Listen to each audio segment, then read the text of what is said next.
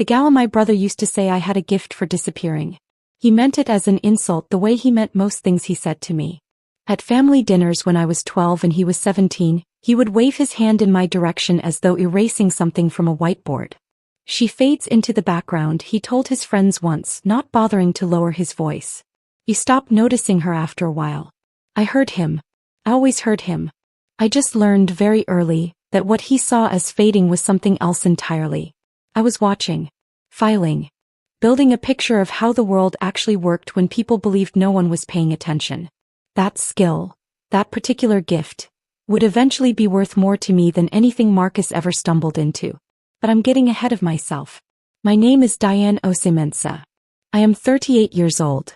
I live in a 2-bedroom apartment in the West Loop neighborhood of Chicago, which I own outright, with a small balcony that looks toward the skyline rather than away from it. That detail matters more to me than it probably should. I have a 6-year-old daughter named Lily whose favorite things in precise order are her grandmother's jollof rice, the animated film she has watched 47 times, and a stuffed elephant named Gerald who has survived 2 moves, 1 airline flight, and a minor emergency involving a hotel bathtub. I know the count on the film because I watched it with her the first 12 times and kept track after that out of something between love and mild competitive instinct. I run a private equity firm called Meridian Capital Partners.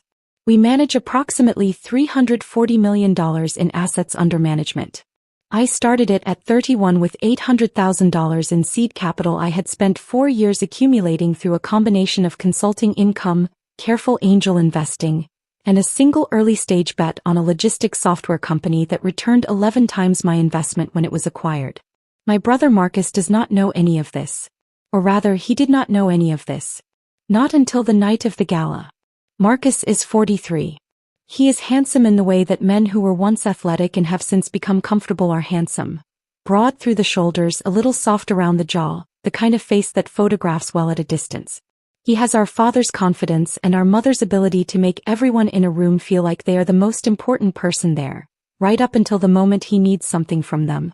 He started Vertex Technologies in 2018 with a college roommate named Joel Hartley and $2 million in seed funding from our uncle Kwame, who believed in Marcus the way our family always believed in Marcus, completely, without conditions, without the small calibrating skepticism that might have served everyone better. Vertex built project management software targeted at mid-size construction firms.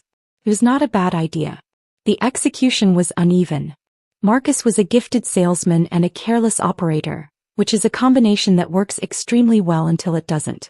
By 2021, Vertex had decent revenue, a loyal customer base in the Midwest, and a structural problem with its financial architecture that Marcus had been papering over with bridge loans and handshake deals. I knew this because I had been watching Vertex since its 2nd year. Not out of malice. Out of the same habit I had developed at 12. The habit of paying attention when no one thought I was. When Vertex's Series B process quietly stalled in late 2021 and Marcus started calling our mother twice a week instead of twice a month, I understood what was happening. I spent 3 weeks doing diligence through a shell entity, running the numbers 6 different ways and arriving at the same conclusion each time. The business was sound at its core and broken at its edges, and the right capital partner could fix the edges without destroying what worked. I made an anonymous investment of $4.2 million through a holding company called Lakefront Capital LLC. Lakefront held no public presence. The principals were listed through a registered agent in Delaware. My name appeared nowhere. Marcus and Joel took the capital, restructured 2 underperforming contracts, hired an operations director, and closed a Series B 6 months later. Over the following 18 months, I made 3 additional investments through Lakefront, increasing my position each time as the business scaled.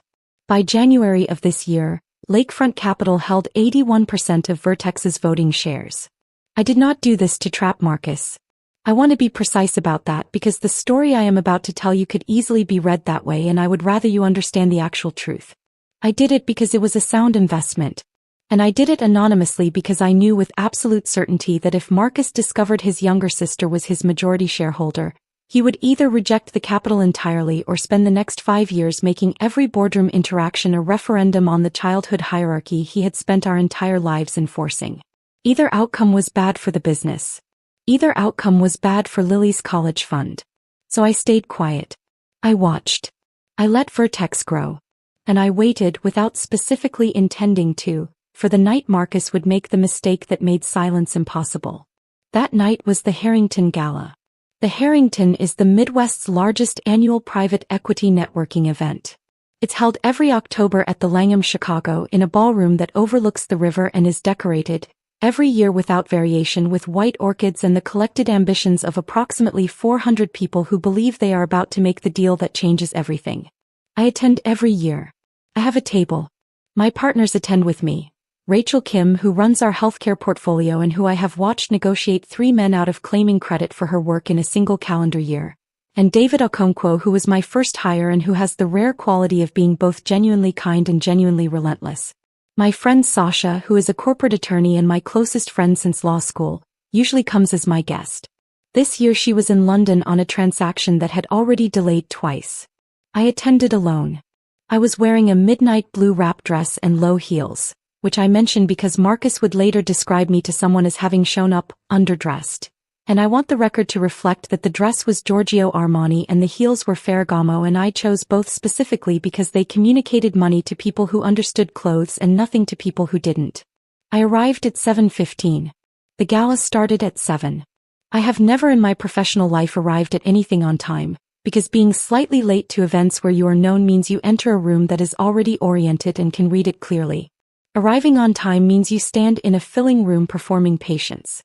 I checked my coat, accepted a glass of sparkling water from a passing tray, and positioned myself near the northeast corner of the room, beside a column of marble that had excellent sight lines in 3 directions. That is when I saw Marcus. He was near the entrance and he was doing what Marcus does best, working a room with the focused efficiency of someone who has rehearsed the route. He moved from cluster to cluster, laughing, touching arms, leaning in close to make each person feel singled out. Joel Hartley was beside him, slightly behind, doing the work of remembering names that Marcus would never quite retain.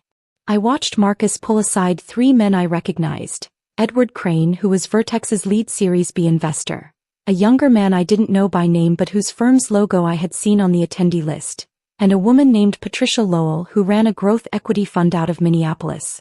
He was briefing them on something. I was 50 feet away and the room was loud, but I have spent enough years reading the geometry of conversations to understand the structure. He was managing them, orienting them against something or someone. I didn't yet know it was me. I moved to the bar, ordered still water with lemon, and found Rachel near the east wall talking to a pair of venture partners from a firm we'd co-invested with twice. I joined the conversation, contributed for 10 minutes, extracted myself gracefully. I spoke with a real estate developer I'd been meaning to meet for 2 months. I found David and checked in on 3 portfolio items in under 4 minutes of standing conversation because David and I have the shorthand of people who have been through bad quarters together. At some point during all of this, Marcus noticed I was there. I saw it happen in my peripheral vision. The precise moment his gaze found me across the room and his expression shifted. Not dramatically. Just slightly. The way a calculation changes when a new variable appears. He crossed the room to me. Diane. He said my name the way he always said my name, like it was a fact he was mildly disappointed to confirm. Marcus. I smiled. Congratulations on the Series C announcement. I saw the press release. Something crossed his face at that, a flicker of something I couldn't fully read. He recovered immediately. Thanks. Big night for us. A lot of the right people are here. The right people are always here, I said. That's why I come. He paused. Then, what is it you're doing these days? Still consulting. I had not done pure consulting work in 7 years. He knew this and didn't know this. The particular quality of knowing that comes from not having paid attention. Something like that, I said. He nodded, already looking past me. I've got to make some rounds. Don't. He gestured vaguely at the room. Don't approach my investors tonight, okay? It's a big pitch cycle and I need the conversations clean. He said it the way he would say it to a child who had wandered onto a stage. Gently. Like I should be grateful for the guidance. Of course, I said. He moved away. I turned back toward the riverview and stood quietly, finishing my water. 22 minutes later, Edward Crane found me. I had met Edward Crane once, briefly, at an industry conference in 2022. He knew Meridian Capital by reputation. We had been in a deal together at One Remove, 2 portfolio companies in adjacent markets. and he had been trying through Rachel to find time to talk about a potential co-investment. I had not made time yet because our current fund was nearly deployed and I was in early conversations about Fund 3. Edward crossed the room with the particular directness of someone who has just confirmed something he suspected. Diane Osei-Mensah, he said, extending his hand. Thought that was you. Edward Crane Capital. I know who you are, Edward. I shook his hand. Good to see you. He glanced once briefly toward the area where Marcus was standing with his group. Then back at me. I have to ask you something directly. Please. Lakefront Capital. He said it quietly. Not secretly, just the volume of a man being precise. That's yours, isn't it? It was not a question by the end. I looked at him for a moment. 17 months of careful anonymity. A Delaware registered agent. 2 layers of holding structure specifically designed for this kind of durability. And Edward Crane had figured it out by standing in a room with me for 20 minutes. What gave it away? I asked. He smiled. The operational memo from Q3 last year. The language. I've read enough of your public writing to recognize the framework. The way you described the customer retention problem, it's the same framing you used in a panel I attended at Kellogg. He paused. I confirmed it this afternoon through a contact at the registered agent. I considered this. Then I nodded once. It's mine, I said. Edward exhaled, not with surprise exactly, but with the satisfaction of a resolved question. So you hold 81% of voting shares, I said. Through 4 tranches over 30 months. He was quiet for a moment. Around us, the gala continued. 400 people in formal wear, the clink of glasses, the low roar of aggregate ambition. Edward looked toward Marcus again, more openly this time. He doesn't know, Edward said. He does not know, I confirmed. Edward's expression was careful, professional, and underneath both of those things, deeply entertained. He told me tonight to, he stopped himself, to treat me as a non-factor, I finished. In somewhat more polite terms. He's used less polite terms, I said. I've survived those too. Edward laughed. A real laugh, short and genuine. Then he became serious again. Diane, I need to be clear about something. We are in active diligence on our Series C participation. $40 million. If the cap table looks the way I'm now understanding it looks, there are things I need to know before that closes. There are things you should know, I agreed. I've been intending to come out of the structure before the Series C anyway. The timeline just became concrete. Tonight. I thought about Marcus briefing his investors by the entrance. The hand gesture. Don't approach my investors. 23 years of being the variable he didn't factor. Tonight seems right, I said. Edward nodded. Then, do you want me to? No, I said. I'll handle it. I set my empty glass on the tray of a passing server, smoothed the front of my dress, and walked toward my brother. Marcus was mid-sentence when I reached his group. He was telling a story, the kind of story he told well, the kind with a punchline already visible in his posture before the words arrived. Joel was laughing in advance. Patricia Lowell was smiling politely. The younger investor whose name I still didn't know was nodding. I stopped at the edge of the group and waited. Marcus finished the story. The group laughed. He turned and saw me. His expression did the thing it did. The mild recalibration, the performance of patience. Diane, I said. Marcus. I said it the same way he always said my name. The fact I was confirming. I need a moment. This really isn't the time. It is actually. I looked at Joel. Joel, good to see you. You've done excellent work on the operations restructure. The Q3 retention numbers were strong.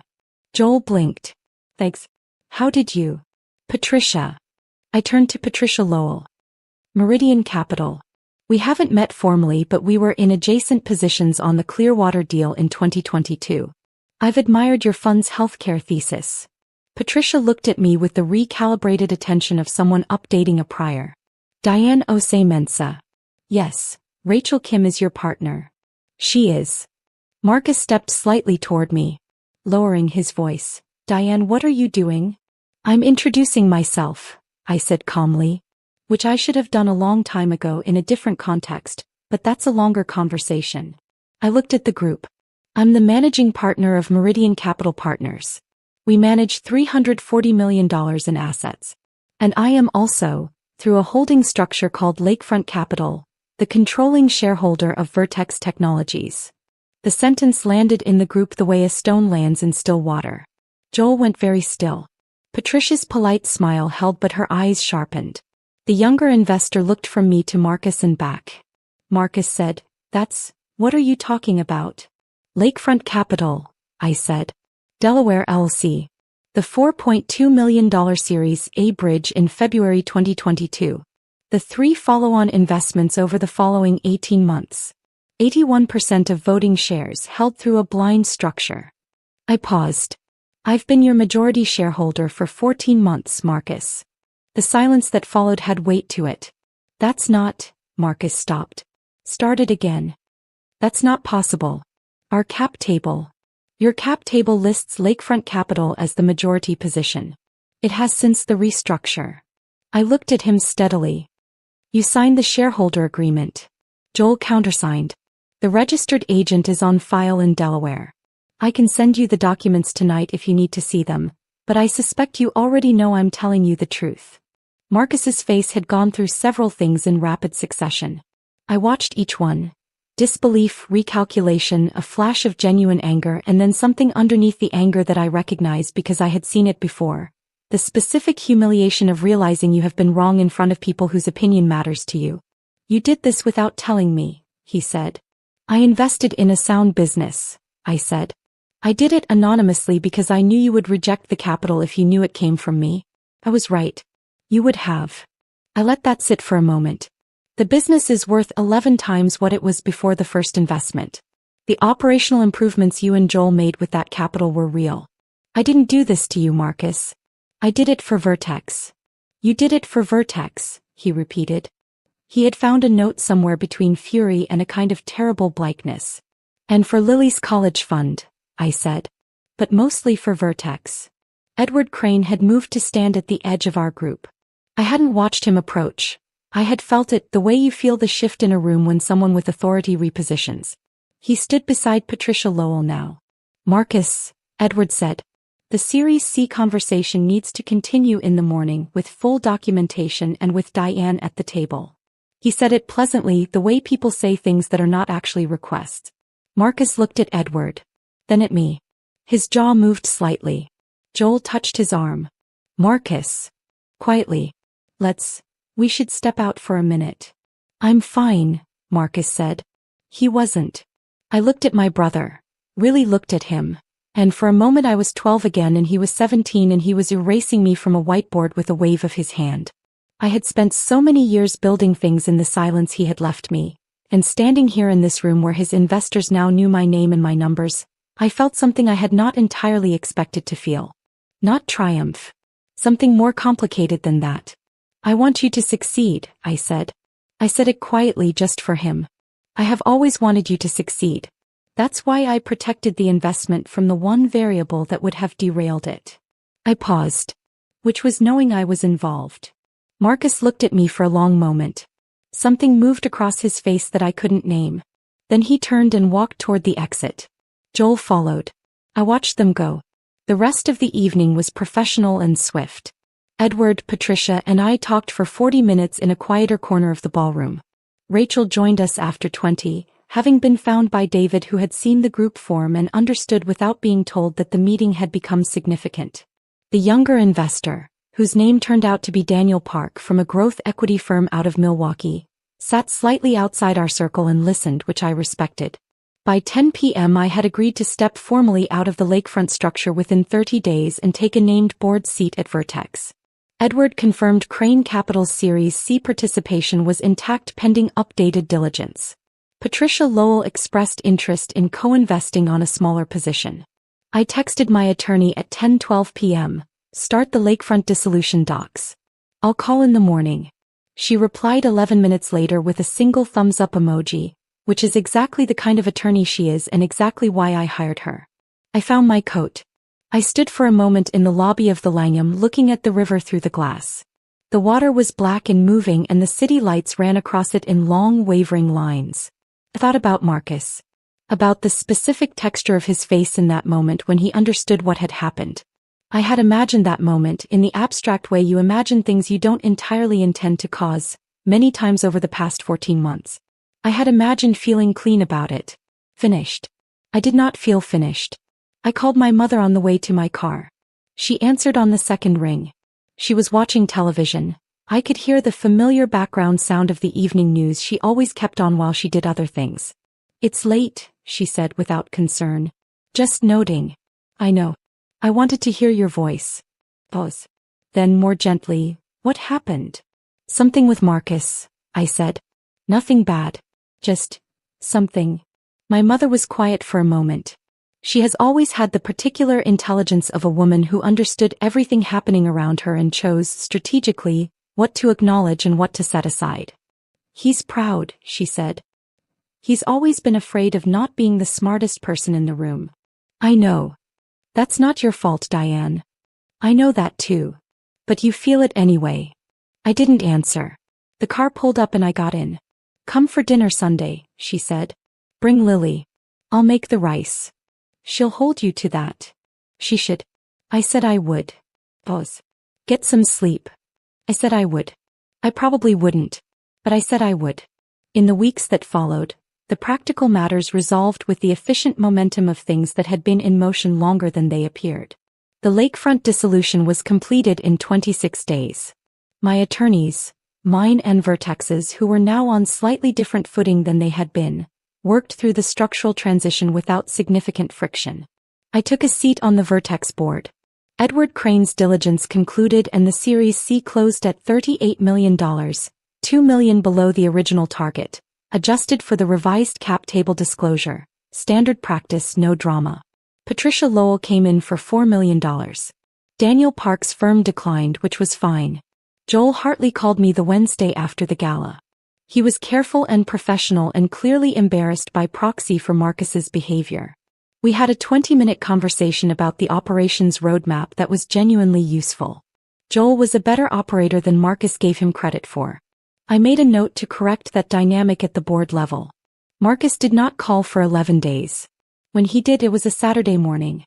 I was at the park with Lily, who was performing a complex negotiation with Gerald the elephant regarding the terms under which Gerald would be permitted to go on the slide.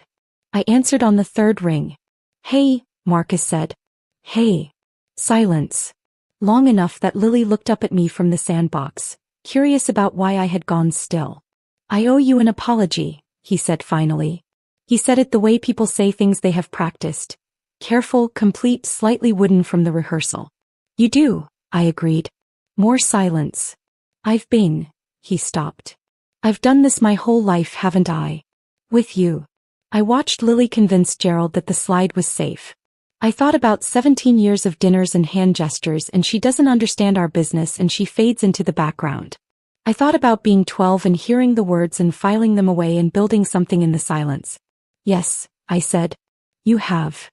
"I'm sorry, Diane." The thing about apologies is they can be real and insufficient at the same time. His was both. I knew that even as I received it. The damage of 20 years is not repaired by 11 days of reflection and a phone call from a park. And something in Marcus's voice suggested he knew that too. "I hear you," I said. "Not it's okay. Not we're fine. Just I hear you." We talked for another few minutes about the board structure, which was easier. He had questions about my plans for the operational review. I answered them directly and without warmth and also without cruelty because both of those things were accurate. When I hung up, Lily was watching me from the bottom of the slide with Gerald tucked under her arm. "Was that Uncle Marcus?" she asked. "It was." "Is he still grumpy?" I almost laughed. "He's working on it." She considered this with the serious evaluative weight that 6-year-olds apply to character assessments. "Gerald says grumpy people are usually scared." I looked at my daughter. The October light was in her hair. Gerald's trunk was tucked firmly under her elbow. "Gerald is very wise," I said. "I know," she said and went back to the slide. "I have thought in the months since about what it means to win something you never intended to enter as a competition. Vertex is performing well. The Series C capital is deployed against a product roadmap that I now have meaningful input into, and the Q1 numbers have been the strongest in the company's history. Marcus is adjusting to the new dynamic with the unevenness of someone who was never taught how to occupy the second most powerful position in a room. Some board meetings are easier than others. We are building something that resembles, cautiously, a professional relationship. It is not a reconciliation. I want to be honest about that.